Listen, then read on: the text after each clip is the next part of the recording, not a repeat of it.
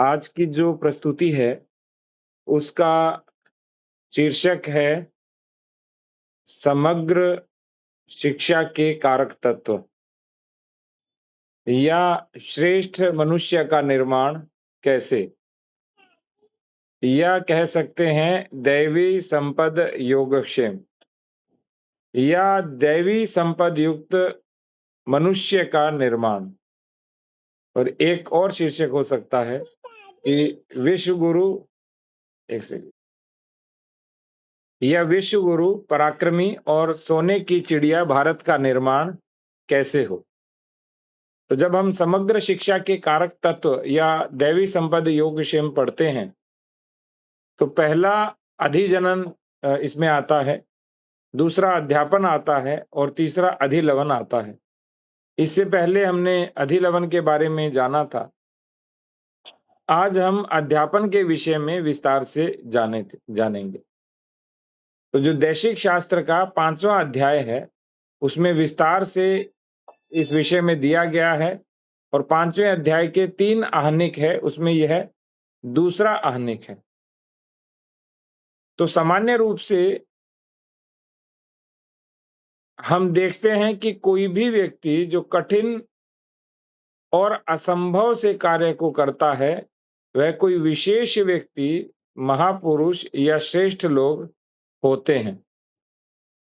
और वो तैयार होते हैं एक तो अधिजनन शास्त्र के व्यावहारिक उपयोग के माध्यम से, और उसके बाद जो दूसरा अ, इसका कारक तत्व है वो है अध्यापन के माध्यम से।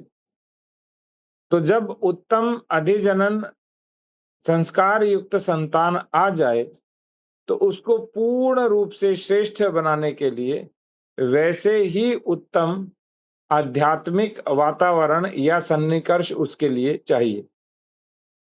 विशेष रूप से विशेष रूप से उसकी शिशु काल से लेकर के और अंत्येष्टि संस्कार के पहले तक अर्थात वृद्धावस्था तक जो पूरी शिक्षा है वो आध्यात्मिक सन्निकर्षों से युक्त होनी चाहिए। हम सबसे पहले बात करेंगे अध्यापन का तात्पर्य क्या है। सामान्य रूप से अध्यापन का तात्पर्य माना जाता है कि कोई भी व्यक्ति यदि पढ़ना लिखना सीख जाए और नौकरी या व्यवसाय में लग जाए, तो व्यक्ति पढ़ा लिखा माना जाता है और ऐसा व्यक्ति जो पढ़ाने वाला है वो शिक्षक माना जाता है और जो पढ़ने वाला है वो विद्यार्थी माना जाता है। लेकिन हमारे यहाँ जो अध्यापन का तात्पर्य है वो थोड़ा-सा मूल में जाकर हम इसको देखते हैं। जो अध्यापन का अर्थ होता है अधि धन यणि धन च, अर्थात किसी को उन्नति के मार्ग पर ले जाना। और किसी भी व्यक्ति की उन्नति तब होती है जब वो धर्म के मार्ग पर चलता है, धर्म को समझता है और उसका पालन करता है, न कि केवल पढ़ा लिखा व्यक्ति। आज जो ब्रिटिश शिक्षा मॉडल या वेस्टर्न एजुकेशन सिस्टम है, उसमें शिक्षा को बाजार की वस्तु माना जाता है और पदवी प्रमाण पत्र पैसा यही शिक्षा का तात्पर्य माना जाता है। लेकिन केवल भारत ही नहीं, अंग्रेजी पंडित हक्सले भी कहते हैं कि केवल पढ़ने लिखने से किसी की भी मूर्खता और धूर्तता कम नहीं होती। इसीलिए हमारे यहाँ अध्यापन का तात्पर्य क्या माना गया? किसी को धर्म को समझने और पालन करने की शक्ति से युक्त बनाना या धर्म के आधार पर ही अर्थायाम और काम हो, ऐसा निर्मित करना ही अध्यापन है। और बाल्यावस्था से हमें पता ही है कि जब मन, बुद्धि और शरीर को एक विशेष ढांचे में ढाला जाता है, तब इस तरह के श्रेष्ठ व्यक्तित्व का निर्माण होता है। तो अध्यापन के कुल 5 काल हैं अलग-अलग। एक है बाल शिक्षा काल, दूसरा है माध्यमिक शिक्षा काल, तीसरा है सामावर्तिक शिक्षा काल, चौथा स्त्री शिक्षा और 5वां है लोकमत परिष्कार। तो जो बाल शिक्षा काल है, यह मुख्य रूप से 5-6 वर्ष से लेकर के 8 से 10 वर्ष के बीच माना जाता है। अलग-अलग जगह अलग-अलग दिया है, कई बार 8 वर्ष ही माना जाता है कि 8 वर्ष के बाद गुरुकुल में प्रवेश लेना चाहिए। तो हमारे यहाँ बाल शिक्षा पूरी तरह से कुटुंब आधारित होती थी और जो गुरुकुल में बच्चा चाहे कक्षा 3 में, 4 में या 5 आज की दृष्टि से बात हो रही है, जाता था, उसे हम माध्यमिक शिक्षा कहते थे। तो बाल शिक्षा की में कुल हमारे 11 नियम हैं। तो किसी भी व्यक्ति की जो शिक्षा है, उसकी बाल शिक्षा है, उसमें कुल 11 नियमों का हमें ध्यान देना चाहिए। एक है सात्विक आहार। हमारे यहाँ कहते हैं जैसा अन्न वैसा मन और तन और जैसा मन वैसा ही अन्न। अर्थात जो भोजन है उसका प्रभाव मनुष्य के अंतःकरण और बहिःकरण की प्रवृत्तियों के अनुसार पड़ता है। सात्विक, राजसिक, तामसिक जैसा भोजन वैसा ही व्यक्ति। श्रीमद् भगवद गीता के 17वें अध्याय श्रद्धा त्रय विभाग योग के 7वें से 10वें श्लोक में इसका विस्तार से वर्णन भी दिया गया है कि कैसा भोजन करने पर किस तरह का व्यक्ति निर्मित होता है। और हमारे यहाँ जो सात्विक आहार है, वो गर्भावस्था से ही प्राप्त करने का आग्रह किया गया है, जिसमें दूध होता है और हविष्यान्न होता है।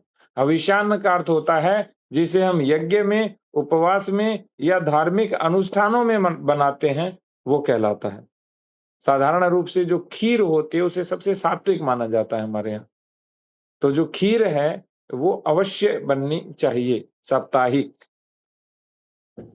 तो जो आहार है वो हम बार-बार पढ़ते भी हैं कि सबसे पहले सात्विक होना चाहिए, फिर पौष्टिक होना चाहिए और फिर स्वादिष्ट होना चाहिए। जो सात्विक होगा उसमें शेष दोनों गुण अवश्य होंगे, लेकिन जो केवल पौष्टिक या केवल स्वादिष्ट होगा, वो सात्विक हो या न हो, उस पर प्रश्न चिन्ह है। इसलिए इसी क्रम के अनुसार हमें आहार का पालन करना चाहिए ताकि बच्चे के अंतःकरण और बहिःकरण दोनों का सात्विकता से निर्माण हो। दूसरा है अनामय। अनामय का अर्थ होता है, ये हम बाल शिक्षा काल के 11 नियम पढ़ रहे हैं। अनामय का अर्थ है कि स्वस्थ और दोष रहित शरीर होना चाहिए। शरीर माध्यम खलु धर्म साधनम। पहला सुख निरोगी काया। इसके माध्यम से शास्त्रों में शरीर की महिमा का गान किया गया है, क्योंकि यदि शरीर स्वस्थ होगा, निरामय होगा, अनामय होगा, तो हम धर्म पालन बहुत अच्छे से कर सकते हैं, अपने कर्तव्यों का पालन भी कर सकते हैं, योगक्षेम भी कर सकते हैं। और हमारे शास्त्रों में अनामय को बहुत बड़ा उत्कर्ष दिया गया, बहुत बड़ा स्थान दिया गया है। इसमें कुल 3 बिंदु आते हैं, एक पथ्य भोजन, दूसरा व्यायाम और तीसरा ब्रह्मचर्य। पथ्य भोजन के 2 तात्पर्य हैं, एक देश काल के अनुरूप भोजन होना चाहिए, प्रत्येक भोजन प्रत्येक स्थान पर नहीं चल सकता, और दूसरा विषम पदार्थों का संयोग नहीं होना चाहिए। जैसे आयुर्वेद में बताया गया है कि जो दूध है वो केवल आंवले और आम के साथ ले सकता है, लेकिन आजकल फ्रूट चाट इत्यादि के माध्यम से विषम संयोग बन रहा है। इसी तरह से भोजन करते हैं तो उसके साथ में लोग खीर खाते हैं, जबकि कभी भी खीर का और नमक का प्रयोग एक साथ नहीं किया जाता। दोनों को अलग-अलग रखते हैं, अन्यथा त्वचा रोग होने की संभावना रहती है। इसी तरह से बहुत सारे जो भोजन है वो विपरीत भोजन कहे गए हैं, यानी शीतकाल के अंदर दही का प्रयोग नहीं करना। 4 बजे के बाद फल, ठंडी चीज़ों या दही इत्यादि का प्रयोग नहीं करना। ये सारे हमारे पथ्य के अंतर्गत आते हैं। दूसरा व्यायाम। व्यायाम केवल एक्सरसाइज़ नहीं है हमारे यहाँ। व्यायाम जब हमारा मन हो और इच्छा हो तभी व्यायाम करना चाहिए, अनिच्छा होते ही व्यायाम को छोड़ देना चाहिए। और प्रत्येक व्यक्ति के लिए व्यायाम अलग-अलग होता है, जिसकी जैसी शक्ति है, जिसका जैसा भोजन है, उसी के अनुरूप व्यायाम होना चाहिए। सामान्य रूप से प्रातः काल में सर्वप्रथम योगासन, नाड़ी शोधन और उसके बाद वन विहार करना, आजकल जिसको मॉर्निंग वॉक कहते हैं, वह व्यायाम में माना गया था। और सायं काल में पहले वन विहार और तत्पश्चात योगासन और नाड़ी शोधन, इसे व्यायाम माना गया। और जो ब्रह्मचर्य है, उसमें हमें संज्ञानित ही है कि आत्म संयम, अनुशासन और आध्यात्मिक ज्ञान की प्राप्ति के लिए सभी यम नियमों का पालन करना, ये ब्रह्मचर्य के अंतर्गत आता था। तो बाल शिक्षा काल में ये जो दूसरा अनामय है, जिसमें हमारा शरीर स्वस्थ रहे और निरोगी रहे, यह आता है। तीसरा है औपक्रमिक ब्रह्मचर्य। औपक्रमिक का अर्थ है कि प्रारंभ से ही, तो प्रारंभ से ही हमारे यहाँ ब्रह्मचर्य के पालन पर बल दिया जाता है। तो जीवन का जो प्रथम चतुर्थांश है, वो हमारे देशिकाचार्यों ने, हमारे ऋषियों मुनियों ने हमारे लिए अलग रख दिया। और शिक्षा में ब्रह्मचर्य के सभी नियमों का पालन करने की आवश्यकता बाल शिक्षा काल में नहीं होती। अर्थात बाल शिक्षा काल में बालक के अनुरूप ही ब्रह्मचर्य की शिक्षा होती है। उसका आहार, विहार, संस्कार, विचार, व्यवहार, उसका सन्निकर्ष या उसके चारों ओर का जो वातावरण होता है, उसे अनुकूल बनाया जाता है और प्रतिकूल कारणों को धीरे-धीरे दूर किया जाता है। और ज्यों-ज्यों उसका यौवन बढ़ता जाता है, त्यों-त्यों सावधानी, ब्रह्मचर्य और कठोरता भी बढ़ती जाती है, ब्रह्मचर्य की कठोरता। इसमें गुरु भक्त आरुणि की कथा आती है कि किस तरह से अपने गुरु के आदेश पर आरुणि से जब खेत की मेड़ टूटने पर जल नहीं रुका, तो वो स्वयं उस खेत की मेड़ को ठीक करने के लिए लग गए। लेकिन वो शक्ति, वो आई कैसे? वो वहां सारे सन्निकर्ष गुरुकुल में या आश्रम में अनुकूल थे, तब उनके अंदर वो शक्ति आई, वो संस्कार आए, वो व्यवहार आया। नहीं तो वो जाता और खेत की मेड़ और अधिक टूट जाती, सारा पानी बह जाता, उसका कोई तात्पर्य भी नहीं होता। चौथा है प्रेमाचरण, चौथा नियम। बाल शिक्षा काल में ऐसा व्यवहार करना चाहिए कि बालकों को गुरु के साथ बैठने में आनंद की प्राप्ति हो। और यहाँ सामान्य रूप से जो गुरु है, वो माता और पिता या कोई आचार्य जो आसपास हों, विशेष शिक्षा दे रहे हों या परिवार, उन्हीं को ही माना जाता है। हालांकि इसमें कई बार आश्रम में भी भेजने का प्रचलन था, लेकिन बाल शिक्षा काल सामान्य रूप से आवास या घर पे ही माना जाता है। तो प्रेमाचरण में हमारे यहाँ बोला ही गया है कि लालयेत पंचवर्षाणि, जो प्रथम 5 वर्ष है, उसमें बच्चे को लाड लड़ाना। और लालयेत पंचवर्षाणि का तो हमारे यहाँ गुणगान और महिमा गान बहुत किया गया है। इस समय बच्चे पर ताड़ना का बिल्कुल प्रयोग नहीं करना चाहिए, क्योंकि इस प्रेमाचरण का जो प्रभाव है, वो बच्चों के चित्त पर आजीवन अंकित हो जाता है। 5वां नियम है क्रीड़ा। तो शिशु अवस्था और बाल अवस्था में जो चरित्र है, वो वस्तुतः खेलने से ही बनता है और खेलने से ही यौवन अवस्था का भी सूत्रपात होता है। जैसे हम नहर खोदकर जल के बहाव के लिए मार्ग बनाते हैं, वैसे ही बालक का जो क्रीड़ा रूपी जल है, उसको हमें बहने देना चाहिए, उसको रोकना नहीं चाहिए। हाँ, उसकी उसके लिए अनुकूलता का निर्माण और प्रतिकूलता दूर करना, ये कार्य तो हम कर सकते हैं।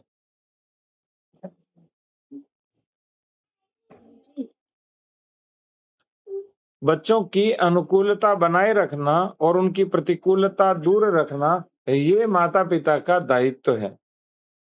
और 6 वर्ष तक के बालक के सामने एक अवश्य बात होनी चाहिए कि कभी नहीं शब्द का प्रयोग नहीं करें। क्योंकि नहीं शब्द का प्रयोग यदि उसके चित्त पर अंकित हो गया, तो बड़ा होकर के सब विषयों को नहीं नहीं कहेगा। तो यदि सन्निकर्ष या उसका वातावरण अनुकूल नहीं है, तो हमें उसकी दिशा परिवर्तित करनी चाहिए। छठा नियम है बुद्धि उद्बोधन। तो बच्चे की निरीक्षण तक शक्ति, अन्वीक्षण शक्ति कैसे बढ़ानी चाहिए? उसे खुले स्थान पर, मनोहर, प्राकृतिक, रमणीय स्थान पर ले जाना चाहिए। पशु, पक्षी, जीव, जंतु इत्यादि उसे दिखाने चाहिए। पुष्पादि के चित्र भी दिखा सकते हैं और उसका विश्लेषण भी हम कर सकते हैं। इसी तरह धीरे-धीरे कार्य कारण भाव भी हम उन्हें, बच्चे को सिखा सकते हैं। लेकिन आजकल जो कंप्यूटर, साइबर विश्व और मोबाइल और टीवी का युग आ गया है, इसमें एक विशेष ध्यान में रखने योग्य बात है कि 16 वर्ष तक के बच्चों को इस मोबाइल या टीवी या साइबर संबंधी सन्निकर्षों से दूर रखना चाहिए। और यदि हम उसे दूर रखेंगे, तो उसमें अद्भुत सृजनात्मक और तार्किक शक्ति का उदय होगा, नहीं तो वो उपकरणों पर निर्भर हो जाएगा। और एक और आजकल माँ-बाप त्रुटि कर रहे हैं कि इस आयु में बच्चे को तीव्रता से सिखाना चाहते हैं, तेज़ी से नहीं सिखाना। बच्चे को सहजता से सिखाना, बस उसके सीखने की गति को हमें तेज़ करना है, नहीं कि तेज़ी से सब कुछ सिखाना।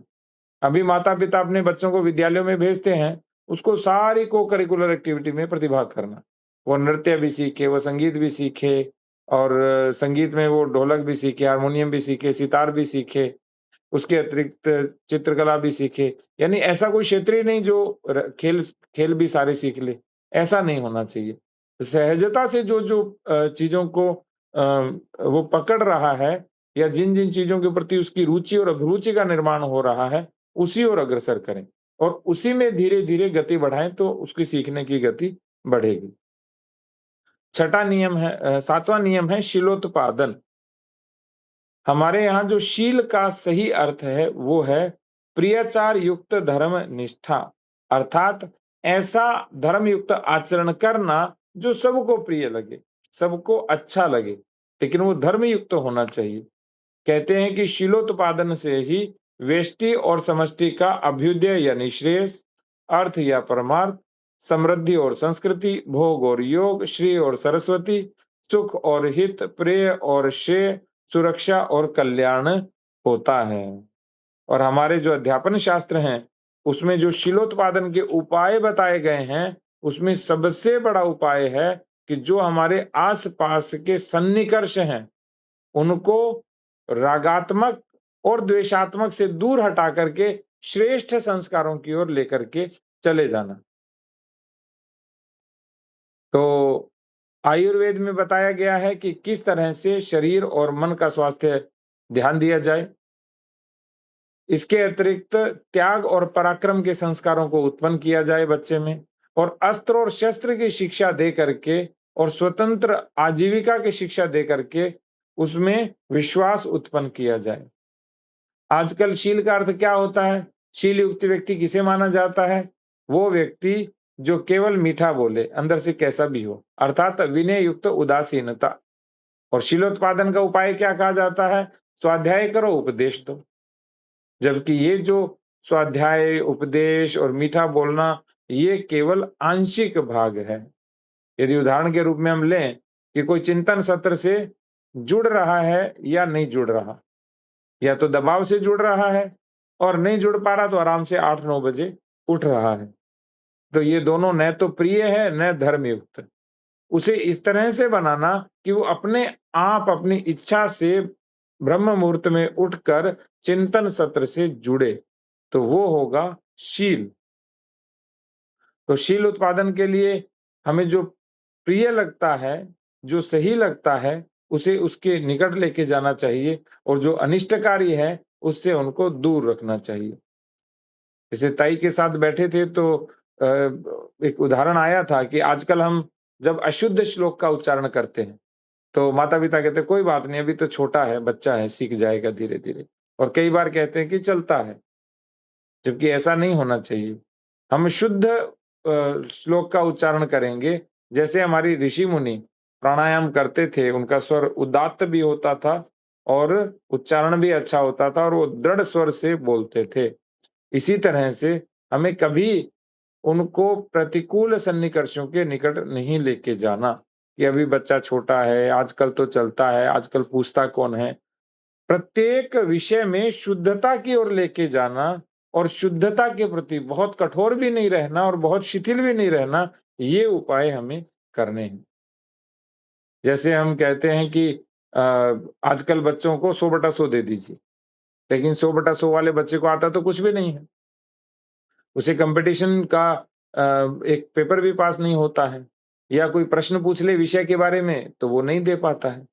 इसका तात्पर्य क्या है कि कोई भी जो परीक्षा है, उसमें वह कठोरता से गुज़रे। अधिक अंक दे करके हम क्या पाना चाह रहे हैं?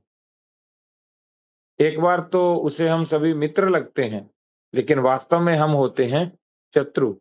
लेकिन जब परीक्षा कठोर होगी, तो आरंभ में तो हम लगेंगे शत्रु, लेकिन उसके जीवन भर के लिए हम बनेंगे मित्र। लोकमान्य तिलक का भी एक उदाहरण आता है कि किस तरह से उन्होंने जब परीक्षा में 12 प्रश्न आए, तो 12 के 12 प्रश्नों को का हल दिया और उसमें नीचे परीक्षक के लिए सूचना लिखी कि आप इन सभी प्रश्नों में से किन्हीं 8 प्रश्नों को जाँच लें। तो इस तरह की जो तेजस्वी, विशाल और कुशाग्र बुद्धि है, उसके निर्माण करने का अभ्यास हमें करना चाहिए। अन्यथा हम जो आभासी करुणा है, वर्तमान में जो बच्चों के साथ या किसी के भी साथ दिखाते हैं, वो भविष्य में उनके लिए हानिकारक होती है। फिर है 8वां नियम आदर्श जनन। आदर्श जनन का तात्पर्य यहाँ पे जन्म वाला जनन नहीं है। आदर्श जनन का आशय है बच्चे को किन महापुरुषों के चित्र दिखाकर बड़े करना है। तो बच्चों को अपने स्वजातीय महापुरुषों के चित्र दिखाएं, कथा सुनाएं। बालक के जो आदर्श हैं वो हमेशा ऊंचे होने चाहिए। धनवान और प्रभावशाली व्यक्ति चाहे कैसा भी हो, लेकिन यदि वो नीच या आसुरी गुण वाला है, तो उसकी बच्चे के सामने कभी प्रशंसा नहीं करनी चाहिए। तो हमने बात भी की कि श्रीमद् भगवद गीता के 16वें अध्याय में भी जैसे आहार के बारे में लिखा हुआ है 17वें अध्याय में, वैसे ही 16वें अध्याय में दैवी और आसुरी संपदा के गुणों का भी विस्तार से वर्णन किया गया। 9वां नियम है औदार्य शिक्षा। औदार्य का अर्थ है बच्चे के चित्त पर प्रसन्नता के, आनंद के संस्कार हमेशा अंकित होने चाहिए और छोटी-मोटी बातों से आत्म-त्याग का अनुशीलन करना और अंत में त्याग की भावना का विकास करना। ये योग सूत्र में भी आता है, चित्त प्रसादन जो योग सूत्र में प्रथम अध्याय समाधिपाद है, उसका 33वां सूत्र है। और जो औदार्य शिक्षा के 2 बिंदु होते हैं, एक चित्त प्रसन्न रखना और त्याग की भावना। और जो चौथे अध्याय में कैवल्यपाद का 25वां सूत्र है, उसमें भी त्याग की भावना के विषय में बताया गया। और 10वां नियम है गार्हस्थ शिक्षा, अर्थात जो गृहस्थ आश्रम है, वो सभी धर्मों का आधार है। गृहस्थ धर्म का जब जब पालन हुआ है, तब सारे धर्म स्थिर रहे हैं। और जब गृहस्थ धर्म रूपी सूर्य ओझल हो जाता है, तिरोहित हो जाता है, तो अन्य धर्म रूपी कमलों का भी संकोच हो जाता है, वो सिकुड़ जाते हैं, मुरझा जाते हैं। और बिना पौरुष, त्याग और विवेक के गृहस्थ आश्रम का ठीक-ठीक से पालन नहीं होता। इसलिए 5 से 6 वर्ष तक के बच्चे को भी अपने पारिवारिक व्यवसाय या कुल वृत्ति के मूल तत्वों का व्यवहारिक ज्ञान दे देना चाहिए।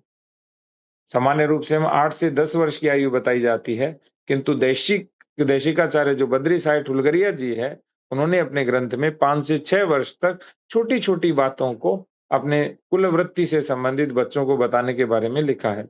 और जब कुछ सयाना हो जाए, तो कृषि और गोरक्षा की अनिवार्य शिक्षा देनी चाहिए, चाहे भविष्य में उसके काम आए या न आए। और उससे अधिक सयाना होने पर फिर वो बच्चा आगे अपनी जो जाति संबंधी और कुल संबंधी, जाति का अर्थ है हिंदू जाति, और अपने कुल संबंधी जो विभिन्न विषय हैं, उससे उसका परिचय करवाना चाहिए। प्राचीन काल में वैसे भी प्रत्येक जो व्यक्ति होता था, उसे एक अतिरिक्त विद्या सीखनी अनिवार्य होती थी। जैसे पांडवों को एक-एक अतिरिक्त विद्याओं का ज्ञान था, जो वनवास और अज्ञातवास के दौरान काम आई।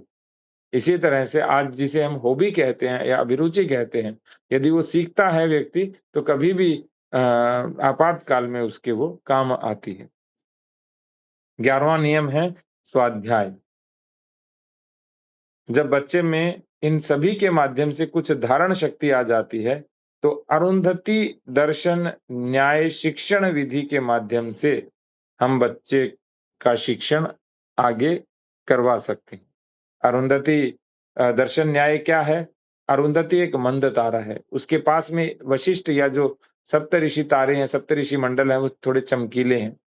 तो जो सप्तऋषि वशिष्ठ तारा, सप्तऋषियों में से एक वशिष्ठ तारा है, उसको देख करके मंद तारे का ज्ञान कराना, अर्थात अज्ञान से ज्ञान की ओर लेकर के जाना। इस तरह से हम बच्चे को वेद और उपनिषदों का अध्यापन करवाते थे और लिखना पढ़ना सीखकर धीरे-धीरे वो कोई ललित और मनोहर काव्य भी नियमित रूप से पढ़े ताकि उसके हृदय का विकास हो। गणित शास्त्र भी पढ़े ताकि उसकी बुद्धि तीव्र हो। चित्रकला के माध्यम से अपनी दृष्टि सूक्ष्म करे। प्राकृतिक विज्ञान के माध्यम से निरीक्षण और अन्वेषण शक्ति बढ़े।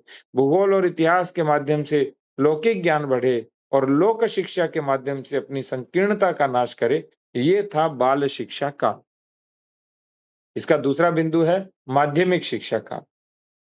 जो माध्यमिक शिक्षा काल है, इसमें किसी शुभ मुहूर्त में उपनयन संस्कार किया जाता है और जिस दिन उपनयन संस्कार होता है, उसी दिन उसे गुरु या श्रेष्ठ आचार्य के पास भेज दिया जाता है और वह मनसा वाचा कर्मणा स्वयं को उस आचार्य के चरणों में पूरी तरह से समर्पित कर देता है और जो आचार्य हैं, वो भी प्रतिज्ञा लेते हैं और उसके प्रतिफल में बच्चे को आशीर्वाद देकर अपने हृदय में वास देते हैं। उसी दिन से गुरु शिष्य संबंध आरंभ हो जाता है। तो जो माता-पिता के साथ बिंदुज संबंध था, अब वो गुरु के साथ नादज या मानस पुत्र-पुत्री का संबंध बन जाता है। नादज का अर्थ है नाद या स्वर या शब्द के माध्यम से संबंध बनना। तो प्राचीन काल में ब्राह्मण 8 वर्ष, क्षत्रिय 9 वर्ष और वैश्य का 10 वर्ष में उपनयन संस्कार किया जाता था। लेकिन आज जो हम समझते हैं ना शूद्र, वो शूद्र उस समय नहीं थे। वहाँ शूद्र की परिभाषा भी अलग थी। जो एससी, एसटी, ओबीसी है वो नहीं थे। और आज जैसे शूद्रों को दलित बताया जाता है, वंचित बताया जाता है, वैसे वंचित भी नहीं थे।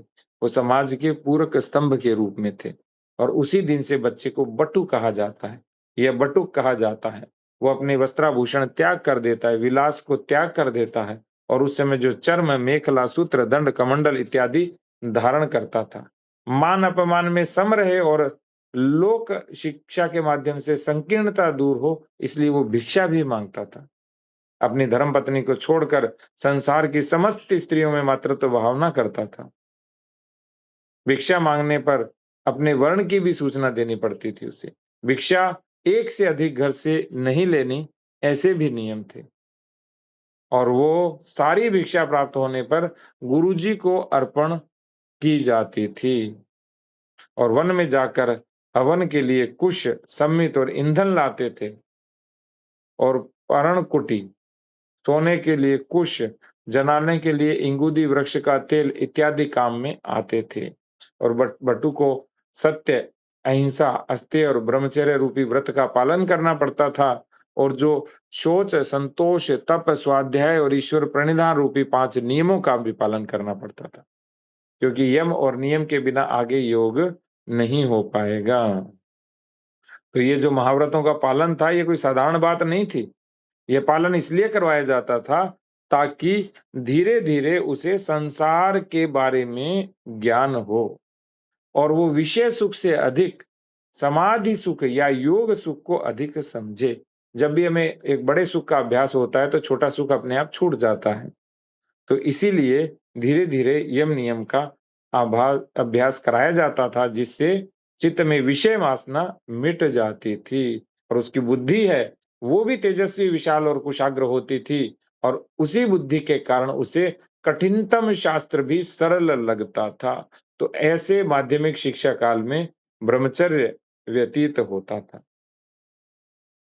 और सबसे बड़ी बात, वहाँ राजा से लेकर रंक तक अर्थात राजकुमारों से लेकर अकिंचन तक जितने भी बटु थे, सबकी दिनचर्या, आहार-विहार, रहन-सहन एक प्रकार का होता था। छोटे-बड़े, निर्धन-धनी में कोई भेद नहीं होता था और जो हम आश्रम, गुरुकुल और आश्रम का जो चित्र देखते हैं, जिसमें प्रतिदिन वेद ध्वनि होती थी, हवन की पवित्र गंध होती थी, सभी निर्भय होकर मृग और पक्षी, मछलियाँ इत्यादि विहार करते थे। अतिथि सत्कार हुआ करता था और कहते थे कि अतिथि आगमने अनध्याय, जैसे ही अतिथि आते उस दिन अध्ययन ही नहीं होता था और सब लोग अतिथि सेवा में लग जाते थे। तो माध्यमिक शिक्षा काल में जो-जो चीज़ें होती थी उसमें एक छोटा-सा उदाहरण है। जैसे मृग चर्म धारण करते थे, लेकिन अब तो कानून नियम आ गए कि मृग को तो मार नहीं सकते। तो आजकल जो बटू को माध्यमिक शिक्षा के लिए गुरुकुल भेजा जाता है, उसमें बहुत कर्मकांड आ गया है। जैसे उस मृग चर्म की जगह एक छोटा-सा चर्म का टुकड़ा रख दिया जाता है प्रतीक रूप में। वो नहीं रखा जाना चाहिए, क्योंकि जब-जब हमारे कर्म जो हैं या हमारे जो नियम हैं, वो उपादेय या आवश्यक नहीं होंगे, तब तक उन बातों को कर्म कांड कह करके उपहास भी उड़ाया जाता है और उनको हेय दृष्टि से देखा जाता है।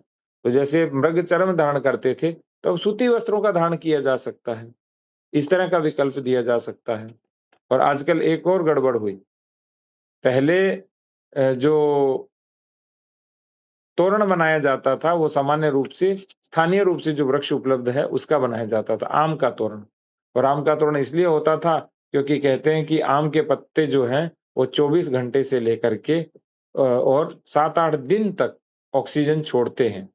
इसलिए आम का तोरण किसी विशेष अवसर पर बाँधा जाता था। लेकिन आज क्या हुआ? प्लास्टिक का तोरण बाँधा जाता है। तो हमें किसी भी बात का कर्मकांड नहीं करना, और उस समय जो गुरुकुल या आश्रम पद्धति में जो-जो बातें होती थी, वो आज के अनुकूल कैसे हो सकती हैं, उसे हमें बनाना। तीसरा है सामावर्तिक शिक्षा काल। जो सामावर्तिक शिक्षा काल है, वो होता था, आज की भाषा में बात करें तो हमारा ग्रेजुएशन और पोस्ट ग्रेजुएशन होती थी। तो सामावर्तिक शिक्षा काल में क्या होता था कि जब बटु अपने यहाँ शिक्षा ले लेता था, तो अपनी प्रवृत्ति के अनुसार, स्वभाव के अनुसार 1 या 2 अन्य शास्त्रों पर पूर्ण पांडित्यता प्राप्त करने के लिए दूसरे आचार्यों के पास जाता था। इसको हम नैष्ठिक तीर्थाटन कहते थे, अर्थात अन्य आचार्यों के पास निष्ठापूर्वक अध्ययन के लिए जाना। और फिर वापस अपने गुरु के आश्रम में आकर वो अपने गुरु की सेवा शुश्रूषा करता, और उसके बाद गुरु उसका अध्ययन पूर्ण होने पर विधि पूर्वक स्नान कराते, और ऐसे बटु को स्नातक कहा जाता था। और उसी स्नातक द्वारा सामर्थ्यानुसार अपने गुरु को गुरु दक्षिणा दी जाती थी, और गुरुदेव की आज्ञा और आशीर्वाद लेकर वो घर लौटता था। और बटु अपनी इच्छा से, गुरु की आज्ञा से जन्म पर्यंत ब्रह्मचर्य व्रत भी धारण करते थे। तो कुछ-कुछ जो बटु थे, वो आश्रम में रह जाते थे, वो आजीवन नैष्ठिक ब्रह्मचारी रहते थे या ब्रह्मचर्य व्रत धारण कर लेते थे, और शेष अपने घर को लौट जाते थे। और जो घर को लौट जाते थे, उनको जाने से पहले स्नातकों की जो सूचना है, वो राजा को देनी पड़ती थी। क्योंकि जो जाति है या जो पूरा समाज और राष्ट्र है, उसका भविष्य इन स्नातकों पर ही निर्भर होता था। यही जो स्नातक थे, यही अमात्य बनते थे, मंत्री बनते थे, राजा के सहयोगी बनते थे। इसलिए हम अनुमान लगा सकते हैं कि उस समय जो सामावर्तिक शिक्षा थी, वो कितनी महत्वपूर्ण थी। और ऐसे जो स्नातक होते थे, उनके विषय में बड़ा सुंदर दृष्टांत आता है कि जैसे कमल का पत्ता जल से हमेशा दूर रहता, असंग रहता है, उसी तरह से योग के माध्यम से और तपस्या के माध्यम से जो बटुक स्नातक बन के आते थे, वो भी पूरे समाज को इस दिशा में अग्रसर करते थे। किसी प्रकार का विषम संस्कार या गड़बड़ी को फैलने नहीं देते थे। तो राजा क्या करता था उस समय? बटु के लिए और आश्रम के लिए, तो कोई भी प्रजा शिक्षा से उपेक्षित न हो। शिक्षा संबंधी सभी कार्यों में सहायता करना। प्रत्येक स्थान पर विद्वान ब्राह्मणों का प्राचुर्य रखना। देश काल निमित्त के अनुरूप शिक्षा रखना। स्थान-स्थान में शिक्षाश्रम और गुरुकुल खोलना। स्नातक और आचार्यों का योगक्षेम रखना। हमेशा उनके उत्साह को बढ़ाए रखना। ये सारे के सारे काम राजा के होते थे। और यदि इन नियमों का पालन होता था, तो ऐसा राज्य धर्म राष्ट्र कहलाता था, और यदि इन नियमों का पालन नहीं होता था, वो धर्म से च्युत राष्ट्र कहलाता था। इसके बाद में चौथा है स्त्री शिक्षा। यदि हम पूरी पृथ्वी की बात करें, तो उसके 2 ध्रुव हैं, उत्तर और दक्षिण। इसी तरह से स्त्री और पुरुष को 2 ध्रुव माना गया। तो शारीरिक और मानसिक रचना में चाहे थोड़ी बहुत समानता दिखे, लेकिन वास्तव में दोनों में एक बड़े स्तर पर अंतर होता है। जैसे हमने पहले बताया कि जो बटु बाल शिक्षा काल और माध्यमिक शिक्षा काल में जाते थे, वो अपने आप को तेज और त्याग से सींचते थे। इसी तरह से जो स्त्रियाँ थीं, वो उनको क्षमा और प्रेम के गुणों से सींचना होता है। तो स्त्री पुरुषों में अपने-अपने विशेष गुणों में समृद्धि हो, जिससे जो पुरुष है, पुरुष में जो ब्रह्मचर्य का, कर्मयोगी का गुण आए, स्त्रियों में पति को पति देवता मानने का गुण आए, यह सामान्य रूप से हमारे यहाँ समझा जाता था। लेकिन आज के दिन क्या है? पूरी शिक्षा पुरुष प्रधान शिक्षा हो चुकी है। पुरुष की तरह बनने की शिक्षा हो चुकी है। लेकिन वास्तव में जो स्त्री और पुरुषों के अध्यापन की शैलियाँ और अध्ययन की शैलियाँ दोनों क्या हैं? भिन्न-भिन्न हैं। पुरुषों के अध्यापन के लिए जो सन्निकर्ष या जो वातावरण है, वो तेजोमय और त्यागमय होना चाहिए और स्त्रियों का अध्यापन सामान्य रूप से घर पर और क्षमामय और प्रेममय सन्निकर्षों के बीच होना चाहिए। भगवती अनुसुईया कहती हैं, एके धर्म एके व्रत नेमा, काये वचन मन पति-पद प्रेमा। चाहे कुछ भी करें, लेकिन स्त्री का जो मूल दायित्व है, वो है कुटुंब, परिवार, पति इत्यादि को बढ़ावा देना। तो स्त्री शिक्षा संबंधी सिद्धांत क्या है? वो है मनुष्य के अंतःकरण के आधार पे शिक्षा देना। तो स्त्रियों की शिक्षा पाठशालाओं में नहीं हो सकती और पितृगृह को छोड़कर अन्य कोई उपयुक्त स्थान हो भी नहीं सकता। और हमारे अध्यापन शास्त्र में स्त्रियों में प्रेम और क्षमा के संस्कार डालने के लिए देवार्चन, व्रत करना, कथा श्रवण, गृहस्थ कर्मों का अभ्यास जो हम गृह शास्त्र या गृह अर्थशास्त्र और गृहस्थाश्रमी का समाज धर्म ग्रंथ पढ़ते हैं, उन सभी को पढ़ना और बालिकाओं में पति देवत्व के संस्कार उत्पन्न करना और बड़े-बड़े घरों में भी स्त्रियों को यही शिक्षा दी जाती थी। और आजकल क्या है? पूरी तरह से विपरीत और स्त्री शिक्षा तो पूरी तरह से समाप्ति हो गई है और जो पुरुष शिक्षा है, वो भी केवल भौतिक शिक्षा है। यानी व्यक्ति भौतिक रूप से कैसे उसका अभ्युदय हो या समृद्धि हो। 5वां है अध्यापन का 5वां और अंतिम जो अंग है, वो है लोकमत परिष्कार। तो हमारे दैशिक शास्त्रों के अनुसार और हमारे प्राचीन गुरुओं ने, ऋषि मुनियों ने और आचार्यों ने इसे अध्यापन शास्त्र का एक महत्वपूर्ण अंग माना, क्योंकि कहते हैं कि लोकमत की हवा जैसी चलती है, वैसे ही लोग पैदा होते हैं और लोकमत के सामने तो बड़े-बड़े महात्माओं को भी सिर नवाना पड़ता है। स्वयं भगवान रामचंद्र जी को देख लीजिए, उनको सीता जी का त्याग करना पड़ा और लोकमत और लोकापवाद के सामने सारे शास्त्र गौण हो जाते हैं। तो जो लोक मत और लोकवाद रूपी जो शुंभ और निशुंभ है, वो हमारे समाज रूपी ब्रह्मा से ही उत्पन्न हुए हैं। इसलिए जो हमारे जैसे लोग हैं, उनका दायित्व क्या है? तो वो शुंभ और निशुंभ यदि समाज में आए हैं, तो उनको क्या करना? नष्ट करना। क्योंकि पुस्तकों का जो कीड़ा है, कहते हैं कि वो प्रत्येक व्यवहार को नहीं समझ सकता और उसके साथ-साथ जो व्यक्ति है, उसकी शिक्षा का 1/4 अंग व्यवहार या आजीवन लोक के साथ रह कर के सीखना होता है और इस कार्य में सारे लोग सहयोग देते हैं।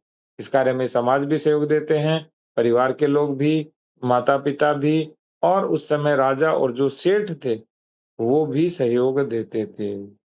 और लोकमत और लोकवाद का परिष्कार कैसे माना गया था? वो परिव्राजक और ब्रह्मचारियों के माध्यम से हमारे यहाँ कहते भी हैं, साधु तो चलता भला, अर्थात साधु का अटन अनिवार्य है। तो जो परिव्राजक और नैष्ठिक ब्रह्मचारी जाते थे, वो सभी को लोक शिक्षा देके आते थे और उन परिव्राजकों और वो परिव्राजक जो थे, वो पूरे लोक को शुद्ध करके आते थे और जो कमियाँ थी, उसे दूर करके आते थे और जो ब्रह्मचारी जब वो मूल गृहस्थी में जाता था, तो वो लोक से सब कुछ सीख चुका होता था और अपने परिवार और समाज में उसी के अनुरूप परिवर्तित करता था। लेकिन आजकल क्या हो गया है, इस अध्यापन शैली का लोप हो गया है। इसके माध्यम से क्या हो गया है कि विद्यालय पूरा का पूरा पिकनिक मनाने जा रहा है। विद्यालय के लोग पार्टी करने जा रहे हैं। विद्यालय में एक विदेश यात्रा हो रही है, एक देश यात्रा हो रही है। लेकिन उस देश यात्रा में सीख क्या रहे हैं? साधु से, संतों से, हमारे जो धाम हैं, उनसे उनके क्या दर्शन हो रहे हैं क्या? उनका माहात्म्य पता लग रहा है क्या? ये कहीं नहीं हो रहा है अभी। तो वर्तमान शिक्षा शैली में इस किसी भी बात के साथ हमारी जो प्राचीन शिक्षा शैली, अध्यापन शैली थी, उसमें समानता नहीं है। तो जो हमारी अध्यापन शैली है, वो संसार में कहीं है ही नहीं और हमारी प्राचीन शिक्षा शैली को अनेक जातियों ने अनुकरण भी करना चाहा, लेकिन वो कर नहीं पाए। क्यों? क्योंकि भारतीय शिक्षा शैली, भारतीय ज्ञान परंपरा का जो अच्छे से अनुकरण कोई कर सकता है, तो वो भारत ही कर सकता है। आज इसे अर्वाचीन करने की आवश्यकता है, इसे अपडेट करने की आवश्यकता है, लेकिन यदि भारत को भारत बनाना है और पूरे विश्व को भी सभी संकटों और समस्याओं से निदान दिलाना है, तो केवल भारतीय शिक्षा शैली या जो समग्र विकास के कारक तत्वों में दूसरा तत्व है अध्यापन। इसी अध्यापन के माध्यम से हो सकता है, अन्यथा नहीं हो सकता। बस इतना ही, पूर्ण हुआ। हाँ, राम-राम भैया। हाँ, राजेंद्र जी, इसमें जो आपने बात रखी वो तो दैशिक शास्त्र में जो वर्णन है उसको आपने सामने रखा। इसका आज के कॉन्टेक्स्ट में कुछ आपका विचार है इसको जैसे आज के कॉन्टेक्स्ट में कैसे लागू किया जा सकता है या आज क्या करना चाहिए, करणीय कार्य इसके आधार पे? अ, क्योंकि कई ऐसे बिंदु हैं जो आज से कदाचित 100 वर्ष पहले तो वैलिड रहे थे जब ये लिखा गया। जो आज का देश काल पात्र है उसके हिसाब से कैसे इसको जैसे उदाहरण के रूप में भैया 1-2 बिंदु बताएँ, तो मैं फिर उस पे चर्चा करूँ। नहीं जैसे अ, बेटियों की शिक्षा का विषय आपने बताया या जो हुँ। विषयों की बात की गई या अ, ऐसे कई जो विषय आए उसमें जो कॉन्टेक्स्ट है वो मुझे लगता है कि आज से 100 वर्ष पहले की जो परिस्थिति थी है तो जेनेरिक उसमें भी पर फिर भी आ, आज के हिसाब से हुँ, मैं लंगूर कई ऐसे बिंदु हो सकते हैं जिन पे हमें आज का देश काल पात्र के हिसाब से विचार करने योग्य देखना रहेगा। हाँ, मुझे लग रहा है भैया आप अभी की बात कर रहे हो कि आज प्रत्येक जो स्त्री है, वो कुछ न कुछ करना चाहती है या अपने पैरों पर खड़ा होना चाहती है। तो वो हाँ। उस तरह से नहीं हो सकता जैसे 100 वर्ष पहले स्त्री घर में शिक्षा ले। अ, हुँ। मनु भैया कुछ कह हाँ, रहे हैं? सही है।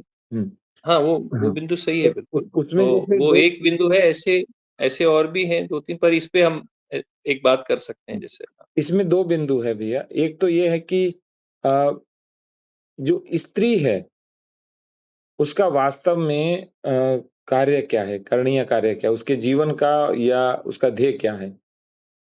दूसरी बात है, जो स्त्री है अ, उस स्त्री को क्या काम नहीं करना? क्या वो पढ़ सकती है या नहीं पढ़ सकती? तो घर में रह कर के भी वो स्त्री वो सारे काम करती थी, जो पहले परिवार के लोग करते थे। यदि उनके परिवार में उनके पिता आयुर्वेदाचार्य हैं, तो वो आयुर्वेदाचार्य बनती थी। उनके पिता शिक्षक हैं, तो वो एक अच्छी शिक्षिका भी बन सकती थी। हमारे यहाँ बहुत अच्छी-अच्छी शिक्षिकाएँ हुई और बहुत अच्छी-अच्छी आचार्य भी हुईं। और इसके साथ-साथ जो कार्य घर पे किया जाता था, उसमें वो पूर्ण सहयोगी के रूप में रहती थी और वो घर में रह कर के विद्वान या विदुषी बनती थी और वो सारे कार्य देख सकती थी, जो उनके पिता या पति देखते थे। दूसरी बात, जो स्त्री का जो सर्वोपरि दायित्व है, वो है पति दैवत्व, अर्थात जो अपने उसको पति देवता बनाना सिखाना, कुटुंब या परिवार का संचालन करना सिखाना। तो यदि ये 2 काम करे कि अपने पति के जो भी सहयोगी कार्य हैं परिवार में वो दें, तो वो काम तो कर ही रहे हैं जो उनके पति कर रहे हैं या उसकी जो इच्छा है कि अपने पैरों पे खड़े होना या मैं भी वो काम करूँ। और उसके साथ-साथ जो परिवार है उसको भी प्राथमिकता मिलेगी। तो हमें आना तो इसी पर रहेगा, जो मेरा मानना है। बाकी तो मैं ताई से और मैं इस पे चर्चा करेंगे। लेकिन मेरा मानना है कि उसको आना इसी दिशा में पड़ेगा अ अन्यथा समाज का भी भला नहीं होगा और स्त्री का भी भला नहीं होगा। जी। हाँ, मैं दूसरा नंबर था मेरा कतार में, तो मैं पूछता हूँ। अ, अ, ये जो हमने अलग-अलग अवस्थाओं में या अलग-अलग अध्यापन की जो बात करी, उसमें मुझे लगता है कि ये जो लोकमत परिष्कार है, वो हमको सबसे पहले पकड़ना है। माने अगर हम इसको आज इम्प्लीमेंट करने की बात करें, तो लोकमत परिष्कार हुए बिना पहले वाले सारे जितने भी स्टेजेस हैं या जितने भी अध्यापन करने की प्रक्रियाएं हैं, उसको प्रतिष्ठा दिलाना और उसको माने आज अ, इस रूप में सबके सामने रखना कि ये समझ में आने लगे, ये रेलेवेंट लगने लगे, ये नेसेसरी लगने लगे। ऐसा कैसे हम सबके सामने रखें और रखने के लिए लोकमत परिष्कार। तो माने मुझे लगता है कि आज अगर हमको कुछ करना है इसके बारे में, करणीय कार्य तो लोकमत परिष्कार ही है। और इसके लिए कैसे ज्यादा से ज्यादा लोगों तक पहुंचा जाए और कैसे वो मनस तैयार किया जाए कि ये बाकी सब चीजें जो हैं किसी किसी मात्रा में तो आनी शुरू हो। जैसे अभी स्त्री का भी वर्णन कर रहे थे, उनके दायित्व, हाँ, उनको क्या सीखना है, क्या करना है और क्या नहीं करना है, हाँ, कहाँ, तो ये सब माने किसी रूप में मुझे लग रहा है कि लोकमत परिष्कार। और ये हम पुनरुत्थान में तो बोलते ही हैं जो हमारे 5 तत्व हैं, लेकिन लोकमत परिष्कार में कैसे हम और आगे बढ़ें। जैसे जैसे ये सब सुनते हैं तो ऐसा लगता है कि लोकमत परिष्कार के बिना ये हो ही नहीं सकता। तो इसमें कुछ तो हमको मैंने मेरा कोई प्रश्न नहीं है, सिर्फ एक सोच है कि ऐसा शायद हमको करना चाहिए। इसकी लैंग्वेज आज की लैंग्वेज जैसी बने ऐसा तो करना चाहिए, लेकिन करणीय कार्य में लोकमत परिष्कार बहुत बहुत जरूरी है। उतना ही कहना है मुझे। हाँ, इसमें भैया मैं कहूँगा कि लोकमत परिष्कार तो अवश्य होना चाहिए क्योंकि उसके बिना तो लोग आएँगे भी नहीं, हमें सुनेंगे भी नहीं, श्रोता भी नहीं बनेंगे, वक्ता की तो बात ही अलग है। तो लेकिन स्वयं दृष्टांत प्रस्तुत करना, जैसे हम बार-बार पढ़ते ही हैं पुनरुत्थान में, जैसे आए गुरुकुल शुरू करें में भी आया था, कि सबसे पहले हम स्वयं आचार्य बनने की ओर अग्रसर हों, गुरु बनने की ओर अग्रसर हों। जब हम स्वयं उदाहरण प्रस्तुत करेंगे और लोगों को अच्छा लगेगा तो लोग आएँगे। तो लोकमत परिष्कार भी करना है और स्वयं दृष्टांत भी प्रस्तुत करना है। जी, और अपने जीवन को भी उस दिशा में लेके जाना है कि वो उदाहरण स्वरूप हो जाए। हाँ। मैंने खाली बोल के निकल गए नेता नहीं बनना हाँ, हाँ। है ना? हाँ, तो उस तरह का। जैसे आजकल भैया बहू बहू अच्छी तो वही लगती है जो अभी हमने बात की, ठीक है? लेकिन जैसे भैया मुनीत भैया सही कह रहे थे कि बनना बहू को ऐसा बहू नहीं बनना है, क्योंकि उसे लगता है इससे तो मेरा शोषण हो रहा है, ठीक है? जी। चाहिए उसके भाई को भी वैसी पत्नी चाहिए, लेकिन उनकी बेटी को ऐसा नहीं बनाना है। हम्म। तो लोकमत परिष्कार भी आवश्यक है। एक हम ब्रेन वॉश वाला पढ़ रहे थे 1-2 दिन पहले। मेंशन नामक व्यक्ति था। जब हम गलत चीज़ों के लिए भी ब्रेन वॉश कर सकते हैं और वो इतना गहरे तक बैठ सकता है तो हम सही चीज़ तो सरलता से लागू कर सकते हैं। लेकिन हमने करना तो शुरुआत से होगा। जैसे युवक-युवती सम्मेलन हुआ, उसके माध्यम से भारतीय ज्ञान परंपरा के विषय में बताना। उसके बाद अधिजनन संस्कार के माध्यम से, फिर अध्यापन के माध्यम से। जब इन सभी का दृढ़ीकरण होगा, तब फिर समाज के सब लोग अनुसरण करना शुरू करेंगे और एक बार यदि चित्त में ये संस्कार बैठ गया कि ये बात सही है, फिर उसको कोई संस्कार को तोड़ नहीं पाता है, मिटा नहीं पाता है। जी। जी, श्रीनिवास जी का प्रश्न था, फिर हम ताई के पास चलेंगे। नमस्ते राजेंद्र, बहुत अच्छा था आपका पूरा व्याख्यान, बहुत स्पष्ट था। मुझे इतना ही था, शायद ये पहले 2 प्रश्न से जुड़ता है। ये जाति और कुलवृत्ति का बारे में आपने कहा, तो इसको पहले ही पकड़ना है। इसका बारे में आजकल का जो स्थिति है, क्या आपने कुछ सोचा है, क्या कर सकते हैं इस दिशा में? अभी तो बहुत ही बिगड़ा हुआ है, कोई अपनी कुलवृत्ति को पकड़ ही नहीं रहा है। तो कुलवृत्ति को पकड़ने का एक सबसे बड़ा लाभ होता है कि आप उसमें जो पहले आप हैं, उसमें और अधिक अच्छा कर रहे हैं और अधिक गुणवत्ता भी आ रही है, मात्रात्मक रूप से बढ़ रहे हैं, दोनों रूप से बढ़ रहे हैं, जिसको हम सवाया करना या सवाया होना कहते हैं। तो कुलवृत्ति को 5 से 6 वर्ष की आयु में पकड़ाने का जो सबसे बड़ा लाभ होता है, बच्चा उस समय उसमें रुचि लेना शुरू कर देता है। फिर वो अपनी कुल से इतर बातों में रुचि नहीं लेता। लेकिन यदि माता-पिता ही उसे नहीं चाहेंगे तो फिर बात अलग है। लेकिन यदि माता-पिता चाह लें कि मेरा बेटा ये करे, तो वो करेगा। एक उदाहरण दूँगा, एक बहुत बड़े व्यापारी हैं मेरे परिचय में, वो हमेशा चाहते थे कि मेरा बेटा व्यापार सँभाले। अब उनका बेटा इधर-उधर भटक रहा है बॉलीवुड के अंदर और वहाँ पे पिछले 15-20 वर्षों से माथापच्ची कर रहा है वो। और वहाँ उसे कुछ मिल ही नहीं रहा, पैसे ही पैसा खर्च कर रहा है। लेकिन अब वो मुंबई से आना नहीं चाहता, मैं तो यही करूँगा। और हर महीने वो कहते हैं कि हम 2 ढाई लाख रुपया इसके ऊपर व्यय कर रहे हैं, और वो तो अपव्यय कहते हैं कि अपव्यय हो रहा है। लेकिन उसके बच्चा भी उसे लगता है कि पता नहीं मुझे कब किक मिल जाए और कब मैं आगे बढ़ जाऊँ। जबकि बहुत अच्छे व्यापारी, बहुत बड़े व्यापारी हैं और वो अपने बच्चे को यदि वो व्यापार सँभाल ले बच्चा, तो व्यापार में बहुत अधिक वृद्धि कर सकता है। तो यदि उसको बचपन से ही 4-5 वर्ष की आयु से उसमें लगा दिया जाता, माता-पिता साथ लेके जाते, छोटी-मोटी बातों की घर पे चर्चा होती, तो शायद वो इस ओर अग्रसर नहीं होता। उस समय टीवी, सिनेमा इत्यादि के माध्यम से उधर आकर्षित हुआ और आज वो न तो व्यापार सँभाल पा रहा है, न स्वयं अपने को सँभाल पा रहा है। तो कुल वृत्ति को तो बचपन से उसे रुचि उत्पन्न करनी पड़ेगी उसमें। और गर्भ से तो होती ही है, शिशु अवस्था से भी होती ही है। तो जो प्रारब्ध के संस्कार के माध्यम से भी उसमें कुछ आता ही है और गर्भ संस्कार के माध्यम से भी आता है। लेकिन उसके बाद की अवस्था में उसमें संस्कार उत्पन्न करने चाहिए। जी। ताई, आप अपनी बात रखें ताई।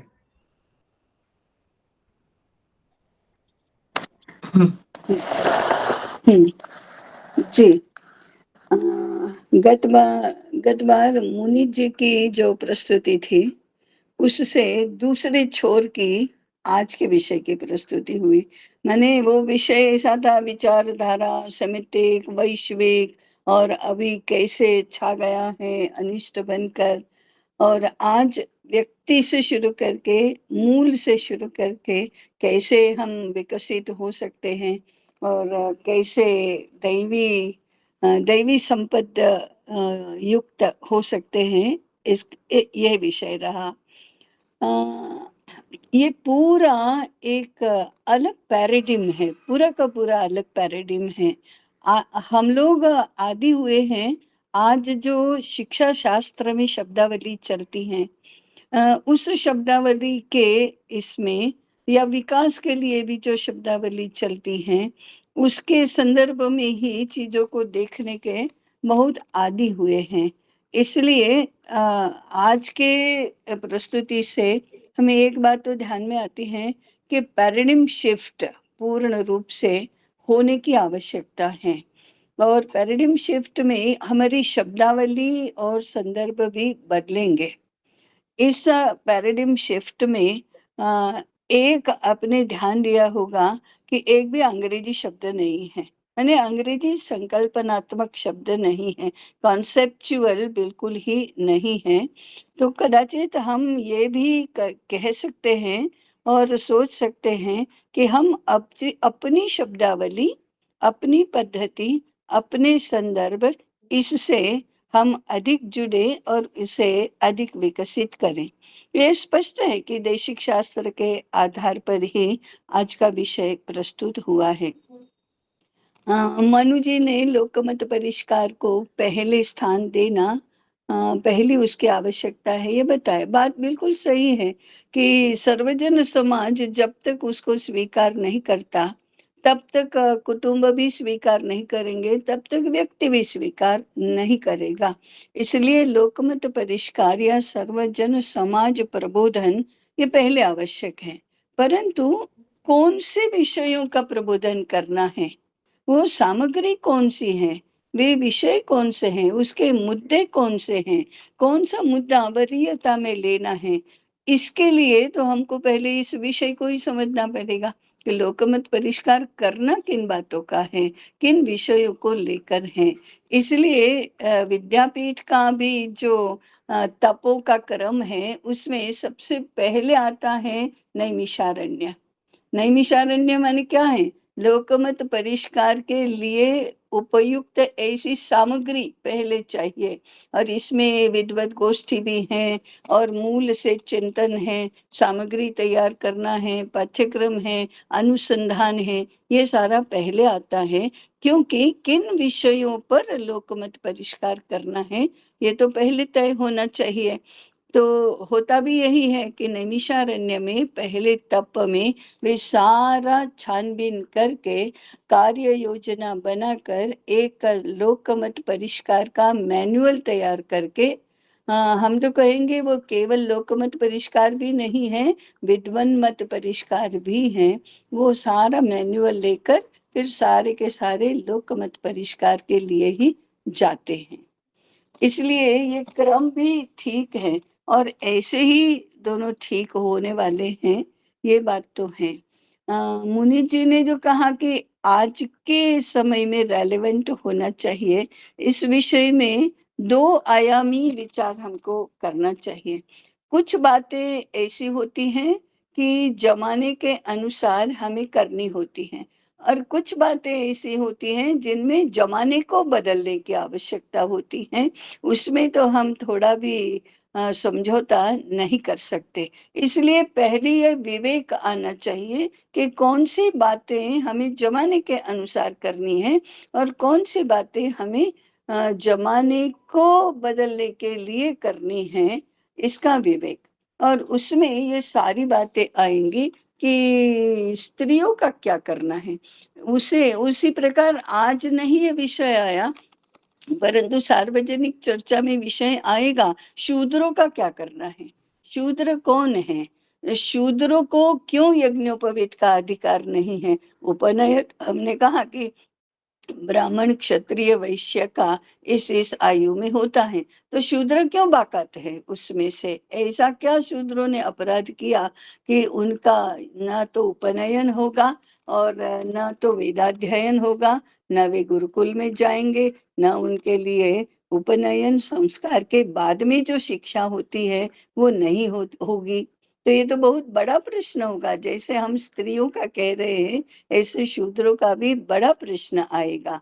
फिर तो अभी आजकल भगवद गीता के उस श्लोक को क्यों नहीं चैलेंज करना, क्यों नहीं क्वेश्चन करना? स्त्रियो वैश्यास्तथा शूद्रा ये पियान्ति परां गतिम, ते पियान्ति परां गतिम। स्त्रियाँ, वैश्य और शूद्र भी परागति को जाएंगे। किम पुनर्ब्राह्मणः, अरे ब्राह्मण की तो बातें कहाँ है, स्त्रियां, वैश्य और शूद्र भी परागति को प्राप्त करेंगे। तो कोई भी उठकर खड़ा होगा और सार्वजनिक मंच से बोलेगा, what do you mean by this, ये क्या बोल रहे हैं आप?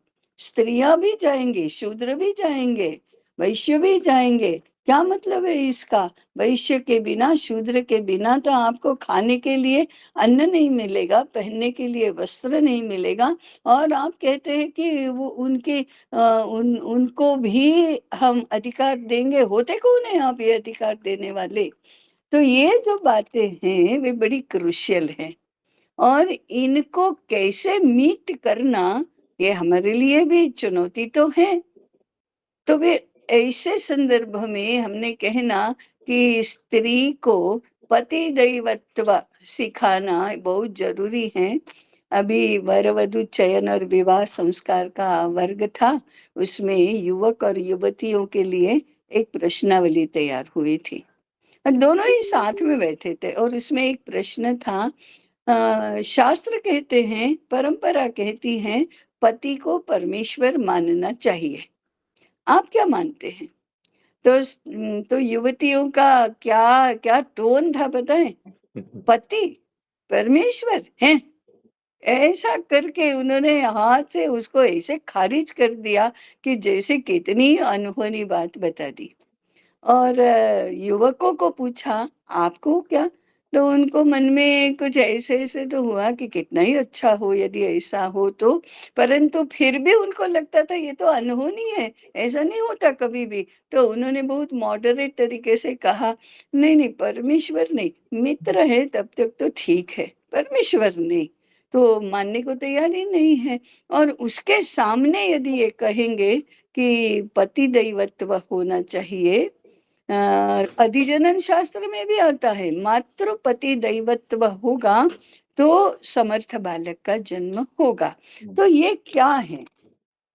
स्त्री को इस मनस्थिति में लाने के लिए ऋषि मुनियों को क्या-क्या करना पड़ा होगा, क्या किया होगा उन्होंने स्त्रियों की चित्तवृत्ति इसके अनुकूल बनाने के लिए और पुरुषों को इससे मीट करने के लिए, इसके अनुरूप पुरुषों का भी तो व्यवहार, मनोवृत्ति, व्यवस्था, घर का वातावरण, समाज का वातावरण ये सब होगा ना कि स्त्रियों को इसमें कोई हिचकिचाहट नहीं होगी या अपना गौणत्व नहीं लगेगा या अपना अपना हीनता नहीं लगेगी।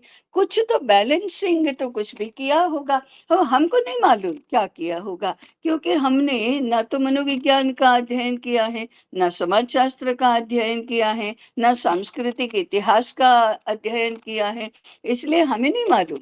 हमारे प्रश्न तो आज के संदर्भ के होते हैं। हमारे प्रश्न तो जो व्यक्ति केंद्रीय विचार, एक जो सेमिटिक विचार का एक आयाम है और दूसरा स्त्री तो एक पदार्थ है, पुरुष के उपभोग के लिए बनाई है, इससे इनको मुक्त करो। ये जड़ पदार्थ नहीं है, उसमें उसमें से स्त्री पुरुष समानता का, स्त्री की स्वतंत्रता का, स्त्री के अधिकार का ये प्रश्न, ये आंदोलन निर्माण हुआ है। हमारे संदर्भ तो ये होते हैं, वही यहाँ आयात हुआ है और उसमें से स्त्री को शिक्षा का अधिकार, स्त्री को अर्थार्जन का अधिकार, स्त्री को सार्वजनिक मंचों पर से अपने को प्रस्तुत करने का, अभिव्यक्त करने का अधिकार, स्त्रियों को भी वैसे ही पदों का अधिकार, ये सारी संकल्पनाएं आई हैं। मुझे लगता है कि इसमें बहुत अधिक अध्ययन की आवश्यकता है। ये अध्ययन कैसा हो, इसका स्वरूप क्या हो, ये तो हमें ये करना पड़ेगा।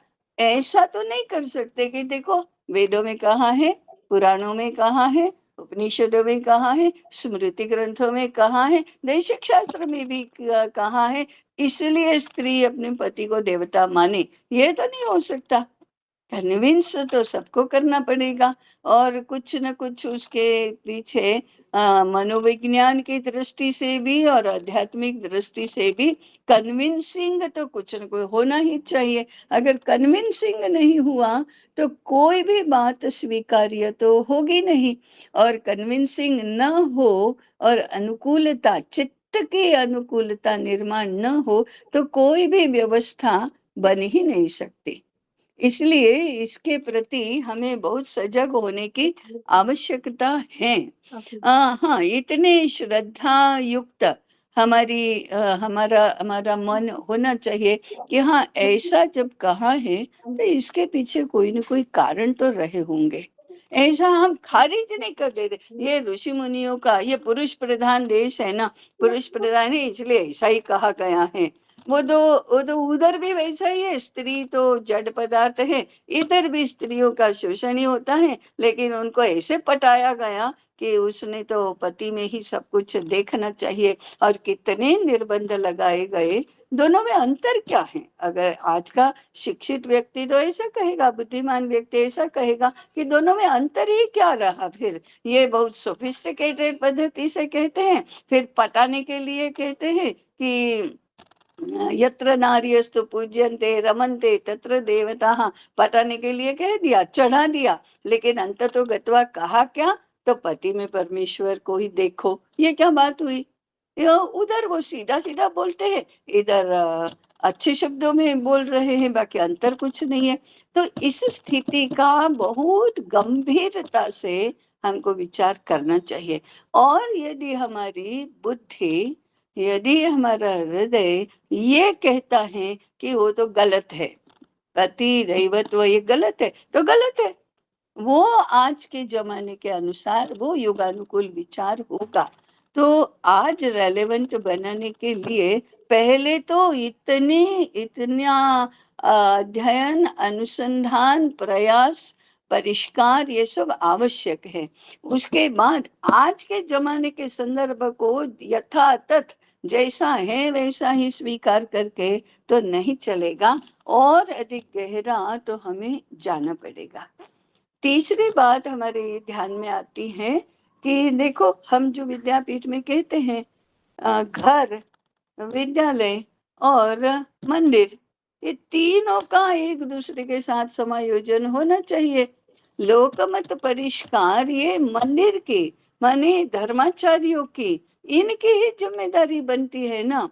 और हमारे कुंभ जैसे मेले उसी के लिए कुछ केंद्र हैं कि जहाँ लोकमत परिष्कार की योजना बनती है। लोकमत परिष्कार के व्यापक योजनाओं का वृत्त जहाँ होता है, चर्चा होती है, और उसके आधार पर नए नियम बनाए जाते हैं, नई रीतियां बनाई जाती हैं। तो इसलिए मैंने कहा कि हमारा सामाजिक सेटअप यही एकदम अलग है। ये केवल 100 वर्ष पहले की बात नहीं है, ये तो प्राचीन काल से आज तक की ये बात है कि धीरे धीरे करके हम आज कहाँ पहुंचे हैं। तो घर यही केंद्रवर्ती है। जैसे कहा ना, श्रीनिवास जी ने भी प्रश्न उठाया वृत्ति का। अब पहला पॉइंट ये है कि चाहे अर्थार्जन हो, चाहे धर्म कार्य हो, चाहे काम प्रवृत्ति हो, चाहे सांस्कृतिक प्रवृत्ति हो, घर छोड़कर बाहर कहीं जाना ही नहीं पड़ेगा ना। घर ही तो सभी का केंद्र है, अर्थार्जन का भी केंद्र है और धर्माचरण का भी केंद्र है और नई पीढ़ी निर्माण का केंद्र है। तो घर छोड़कर क्यों जाना पड़ेगा? घर छोड़कर जाना ही नहीं है तो सभी प्रकार के जो व्यवहार है, व्यवस्था है, उनका केंद्र घर है। हाँ, युद्ध में सीमा के लिए जाना है तो घर छोड़कर जाना पड़ेगा। 4 धाम यात्रा करने के लिए जाना है तो घर छोड़कर जाना पड़ेगा, परंतु बाकी लौकिक व्यवहार के लिए घर छोड़कर जाना ही नहीं है। तो लड़की हो या लड़का, पुत्र हो या पुत्री, कुल वृत्ति तो सीखते ही हैं। पुत्र ही सीखता है ऐसा नहीं, पुत्र को भी सीखने के लिए बाहर नहीं जाना पड़ता है, तो पुत्री को क्यों जाना पड़ेगा? दोनों ही कुल वृत्ति सीखते हैं घर से। और अर्थार्जन का सारा उद्योग सीखा तो जाता है पिता से, मैंने पूर्व पीढ़ी से वो दोनों ही सीखते हैं। और देखिए दूसरी व्यवस्था, जाति में ही विवाह करो, ये सामाजिक, लगभग सामाजिक बंधन है, नहीं तो जाति बहिष्कार होगा। यहाँ तक वो कड़क था, जाति में ही विवाह करो। इसका अर्थ है कि सारे के सारे धर्माचरण हो, रीति, कुल रीति हो या अर्थार्जन हो, सबका सब लड़की के लिए ट्रांसफर होकर उस घर में है। बदल कुछ भी नहीं हुआ। ये सुथार से वैद्य नहीं हो गई या वैद्य से बुनकर नहीं हो गई, उस परिवार में नहीं जा रही है। तो कुल मिलाकर जो सोशल सेटअप है, जो कल्चरल कंडीशनिंग है, जो इकोनॉमिक ऑर्डर है और परंपरा का ऑर्डर है, उन सबको ऐसे इंटीग्रेट किया गया है तो शिक्षा उसके लिए पोषक बनती है, शिक्षा उसके अनुकूल बनती है और इन सभी को अच्छी तरह से एक पीढ़ी से दूसरी पीढ़ी में हस्तांतरित करती है और राष्ट्र के एक छोर से दूसरे छोर तक की व्यवस्था को सही बनाती है। इससे कम श्रम में, कम चिंता करके, कम विपरीत परिस्थितियों का प्रतिकार करके और पैसे का खर्च किए बिना, संसाधनों का अपव्यय किए बिना अच्छे से रहा जाता है। हमें जो सीखना है वो तो सोशल इंटीग्रेटेड व्यवस्थाएं कैसी होती हैं, ये सारा एक साधे सब सदे, एक कुटुंब व्यवस्था को साधो तो पूरा वैश्विक जीवन भी एक एक व्यक्ति के लिए सध जाता है। ऐसे डेक्स्टरेट, ऐसे इंटीग्रेटेड व्यवस्था करने वाले विलक्षण बुद्धि युक्त हमारे जो पूर्वज थे, हमको इसका अध्ययन करना चाहिए कि ये कैसे होता है, कैसे संभव बनाया। शूद्रों के लिए अपनी शूद्रता का स्वीकार करना कैसे संभव बनाया। वो तो आजकल के यूरोप अमेरिका वाले कहते हैं कि ये शोषण था, शूद्रों का शोषण नहीं होता था। ऐसे कैसे स्त्रियों को ये सब स्वीकार करने के लिए अनुकूल वृत्ति वाली बनाया। कैसे पिता का ही व्यवसाय करने के लिए नई पीढ़ी को के मन को अनुकूल बनाया। कैसे जाति में ही विवाह करने को मान्यता प्राप्त हुई। कैसे वर्ण संकर नहीं करना ये स्वीकार्य किया गया। वास्तव में लोकमत परिष्कार का ही है कि पूरा समाज ही ऐसा मानता है तो सबकी स्वीकृति ही है। इसलिए धर्माचार्यों से और गुरुकुलों के आचार्यों से ये लोकमत परिष्कार के लिए जाता है, और लोकमत परिष्कार से वो घर घर में आता है, और घर घर के संदर्भ से वह व्यक्ति व्यक्ति तक पहुंचता। और इसलिए व्यक्ति से लेकर पूरे राष्ट्र के जन जन तक सब एक प्रकार की होमोजिनस ऐसी जीवन शैली का स्वीकार करते हैं। और फिर भी इंडिविजुअलिटी रहती है, फिर भी डिजाइनर कपड़े ही सबके होते हैं, फिर भी पाककृतियां इतनी विभिन्न विभिन्न होती हैं, फिर भी भाषाएं इतनी होती हैं, फिर भी सारे वस्त्र विन्यास, उत्सव की पद्धति, खान पान की पद्धति, पूजा पद्धति, स्तोत्र गायन की पद्धति इतनी अलग अलग होती हैं। माने इंडिविजुअलिटी को इतना अधिक स्कोप है, इतनी अधिक नवीनता, विविधता, क्रिएटिविटी, इनोवेटिवनेस, इन सब का पोषण होने के बाद भी सब आंतरिक रूप से एक दूसरे के साथ जुड़े रहते हैं। यही है एकत्व, आंतरिक एकत्व का अनंत वैविध्यपूर्ण मैनिफेस्टेशन। ये भारतीय समाज का लक्षण है, और इसका पोषण करने वाली ये शिक्षा पद्धति जिसका वर्णन अभी किया है। इसलिए हमें इसको इस पद्धति से इस रूप में समझने की आवश्यकता है, और इसको आगे बढ़ाने की आवश्यकता है। 100 वर्ष के बाद हम क्या करेंगे, इसका क्या करेंगे। ठीक बात है, सरल भाषा में समझो, आज के उदाहरणों से समझो, उसमें कौन कौन से प्रतिरोध हैं ये भी देखो, उन प्रतिरोधों को दूर कैसे करेंगे इसका भी विचार करो, और अपनी अपनी भाषा में अपनी अपनी पद्धति से इसकी अभिव्यक्ति कैसी होगी ये समझो। तो मुझे लगता है कि एक नया पैराडिम भी हम प्रस्तुत कर पाएंगे, और एक शिफ्ट भी कैसे होगा इसकी योजना हम बना पाएंगे। थोड़ा अधिक समय हो गया है, परंतु मुझे भी लगा कि हाँ मुझे कहना चाहिए, इसलिए मैंने ये कहा है। सही बात है, हमें हर प्रकार के प्रयास करने होंगे।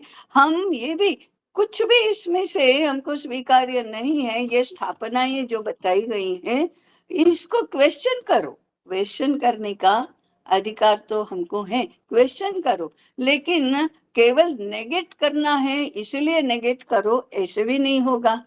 समझने के लिए करो। तो ये हमारी बौद्धिक प्रवृत्ति जो है, अनुसंधान की पद्धति जो है, उसके आधार पर हमें इन सब की परीक्षा कर लेनी चाहिए। परंतु परीक्षा करने के लिए थोड़ा अंदर भी तो उतरना ही पड़ेगा, केवल इतना ऊपर से देखने से तो नहीं होगा, ऐसा लगता है जी।